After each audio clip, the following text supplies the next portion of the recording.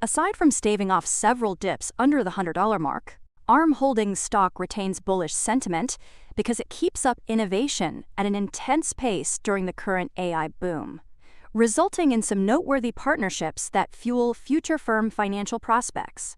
To kick off 2026 on a high note, ARM reorganized its business to create a new physical AI unit focused on robotics and automotive technology.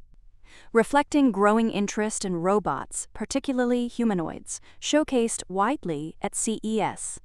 ARM will now operate three divisions: Cloud and AI, Edge, Mobile and PCs, and Physical AI, which combines robotics and automotive due to shared requirements such as safety, power efficiency, and reliability. ARM, which licenses chip designs rather than manufacturing chips, sees robotics as a major long-term growth opportunity. The new unit plans to add dedicated robotics staff and will serve automakers and robotics firms, including Boston Dynamics. ARM's also announced a new generation of mobile chip designs called Lumex, optimized to run AI workloads directly on devices such as smartphones, watches, and wearables without relying on cloud computing.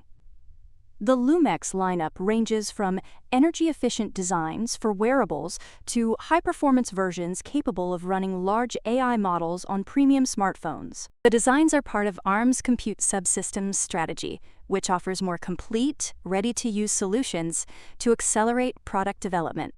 Optimized for advanced 3-nanometer manufacturing processes, Lumex supports ARM's broader plan to grow revenue across mobile and data center markets, while the company also explores developing its own chips.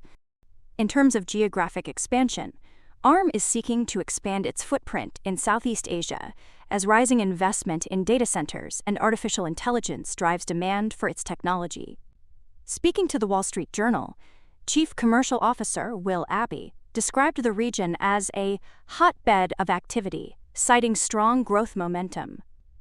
The push follows ARM's $250 million partnership with Malaysia, its first country-level collaboration, and the company indicated Singapore could be next for a similar agreement.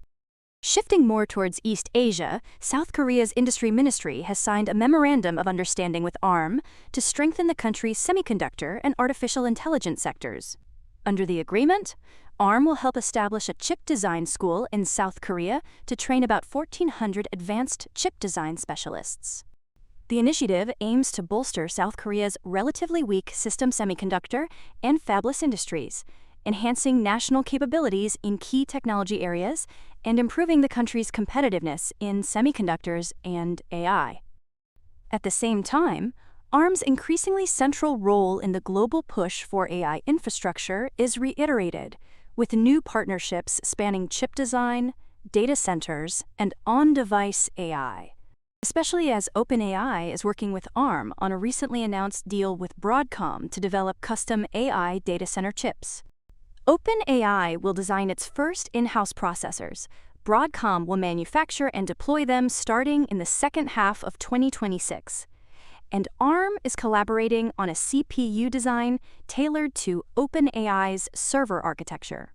The effort reflects OpenAI's growing need for computing power and highlights ARM's rising importance in AI-focused silicon.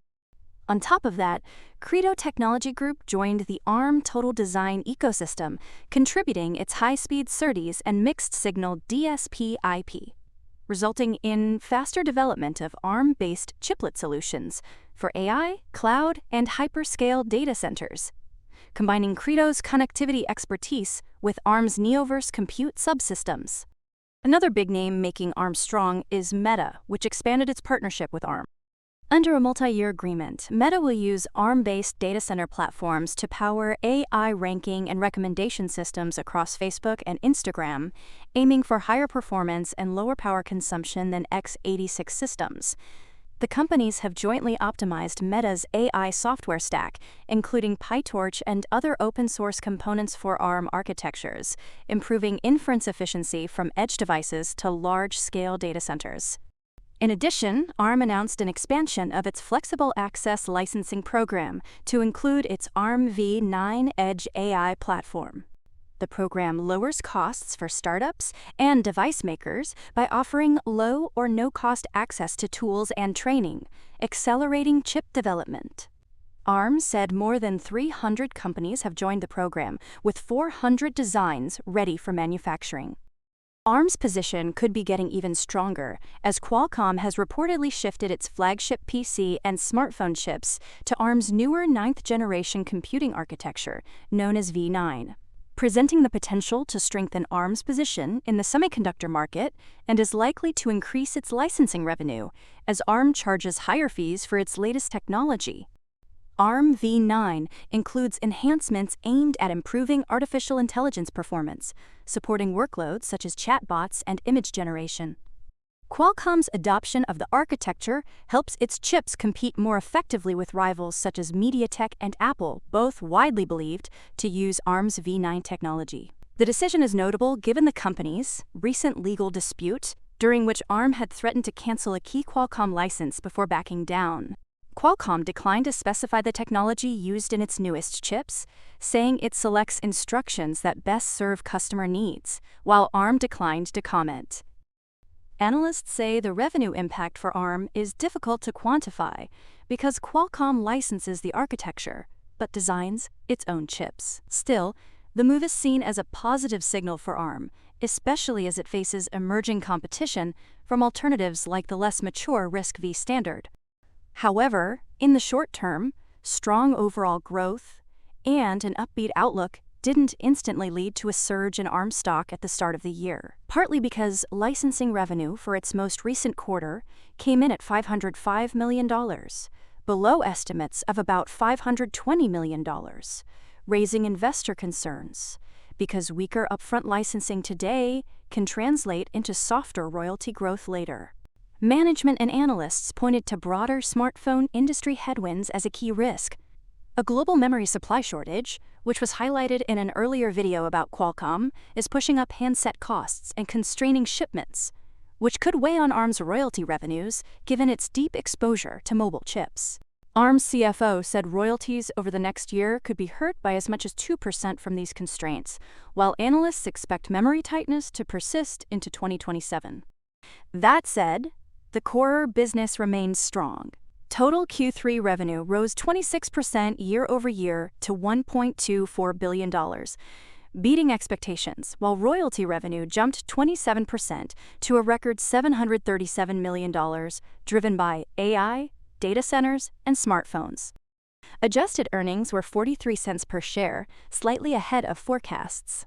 ARM also guided confidently for the next quarter, forecasting revenue of $1.47 billion versus $1.44 billion expected, and EPS of 58 cents.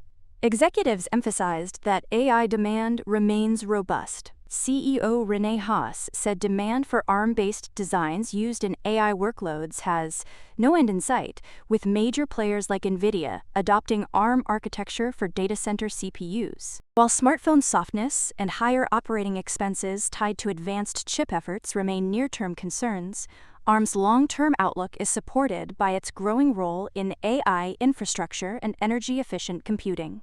So while ARM's performance may show fatigue at times, its strategy to embed its architecture across AI workloads, from edge devices to massive data centers, while strengthening ties with major technology companies and startups alike, leaves plenty left in the tank for potential growth and gains later. Now, if you like learning about interesting stocks related to AI as well as other sectors, check out recent uploads. You'll likely find something you like which the algorithm didn't recommend. Also, please like and share this video with your ARM amigos and finance friends on places like Reddit, X, Telegram, StockTwits, and your own group chats. Sharing and liking the video also helps informative videos like this come out faster to people like you who will enjoy them. And as always, for more on stocks and crypto, follow Ascencore. See you next time.